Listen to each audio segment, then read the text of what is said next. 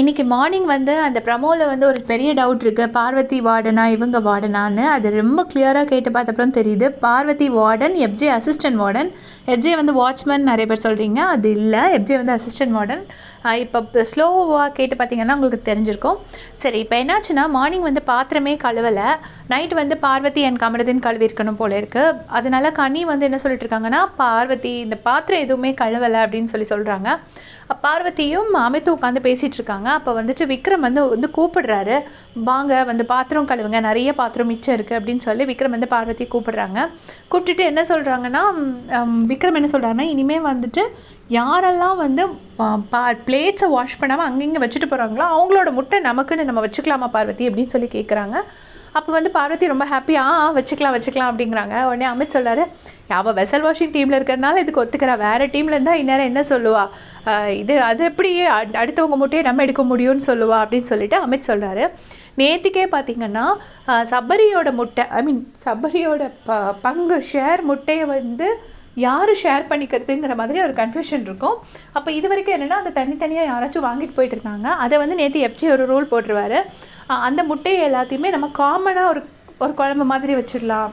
சபரிக்கு 8 முட்டை வரும் அப்படின்னா இந்த 8 முட்டையை வச்சு ஒரு கறி மாதிரி பண்ணிடலாம் அப்படிங்கிற மாதிரி பேசுவாங்க.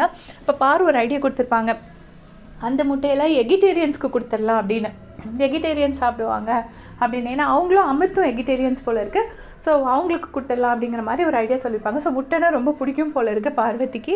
ரொம்ப ஹாப்பியாக ஓகேன்னு சொன்னாங்க. ஆனால் அதுக்கப்புறம் அது சரிப்பட்டு வராது, முட்டை எடுத்தால் அது ஒரு சண்டை வந்துடும், அதனால அது ரூல் சரி வராது அப்படின்னு சொல்லிட்டு எஃப்ஜே சொல்லிடுறாரு. அதாவது பிளேட்ஸ் வாஷ் பண்ணாமல் அங்கங்கே வைக்கிறவங்க. ஸோ அரோரா தவிர, அரோராவுக்கு கையில் அலர்ஜி இருக்கிறனால அரோரா வந்து வெசல் வாஷிங் பண்ண மாட்டாங்க, அவங்களோட பிளேட்ஸை வாஷ் பண்ண மாட்டாங்க. அவங்கள தவிர வேறு எல்லோரும் பிளேட்ஸை வாஷ் பண்ணி தான் உள்ளே போடணும்னு சொல்கிறாங்க.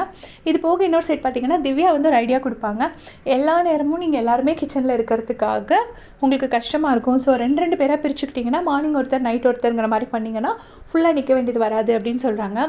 சொன்னோடனே பார்வதி ஓகே அப்படிங்கிற மாதிரி சொல்லுவாங்க. வெளியில் வரும்போது விக்ரம் உட்காந்துருப்பார்.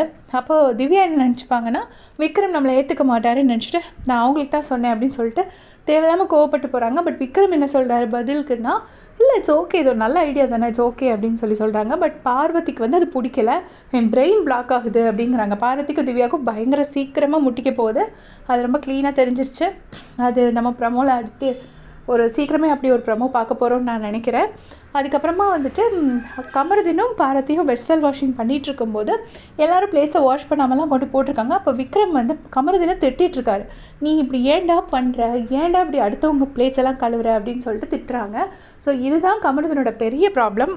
கமருதீனை எப்போவுமே நீங்கள் பாருங்கள், வெசல் வாஷிங்கில் இருக்கும்போது எல்லாருமே சொல்லுவாங்க கமருதீன் எல்லோரும் யூஸ் பண்ணுறாங்க அப்படின்னு. நேற்று நான் கமருதீன் பார்வதி ஒரே டீம் போடும்போதே நான் நினச்சேன், பாரு எப்படியும் முன்னாடியே ஒரு வாட்டி சண்டேல இருக்கும்போதே பார்வதியோட பாத்திரம் எல்லாத்தையும் கமருதீனை வந்து விடிய காலையில் 4 மணிக்கு எழுந்திரிச்சு வாஷ் பண்ண சொல்லியிருப்பாங்க, அவரும் வாஷ் பண்ணி கொடுத்துருப்பாரு.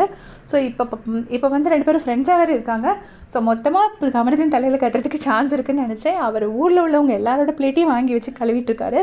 இவர் கொஞ்சம் இதெல்லாம் விட்டுட்டு கொஞ்சம் இன்னும் க்ரோ அப் ஆகணும் அப்படின்னு நினைக்கிறேன். உங்களுடைய கமெண்ட் சொல்லுங்கள்.